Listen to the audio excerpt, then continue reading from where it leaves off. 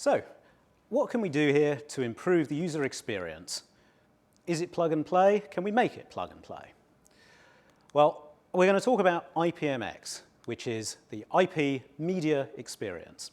And this has been developed by the Alliance for IP Media Solutions, or AIMS, and it's published by the related Video Services Forum, or VSF.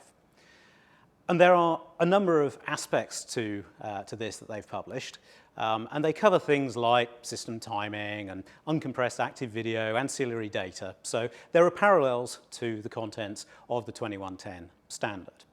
And indeed, IPMX essentially requires both SMPTE 2110 and NMOS. But on top of that, it also tightens some of the constraints about how devices should operate together, and it relaxes some others, for example, related to timing. And the intention here, essentially, clues in the title, is to improve the overall user experience with connecting media devices together over IP. So moving much closer to the idea that actually any two devices that are IPMX devices should just work together. So what does IPMX do differently to plain SMPTE 2110? Because we are still using 2110 under the hood. Well, IPMX mandates particular video formats, specifically 8-bit RGB 444 and 10-bit YCBCR 422. And those are perhaps the two most common sort of formats that are used. 8-bit RGB is sort of the most basic video signal that you might send in a consumer setting, and 10-bit 422 as the most popular broadcast standard. So every IPMX device has to support at least those two formats. It may support a whole load of other formats on top, which is great, but at least every device has to support those two. So if you connect any two IPMX devices together, they can use one of those two formats, possibly other formats as well if they're supported. But you're always going to be able to get a picture.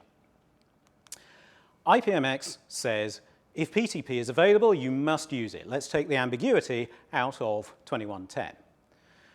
But you've only got to use it if it's available. So there are situations where maybe you haven't got PTP available on your network, and in those cases, IPMX says, okay, we now need to synchronize in a different way. We're not going to use PTP. IPMX gives us an alternative synchronization mechanism for only the situations where PTP is not available. IPMX is a bit different to 2110 in terms of the packet timing that it requires. It requires NMOS. So previously, NMOS was optional. If you're a 2110 device, you don't have to support NMOS.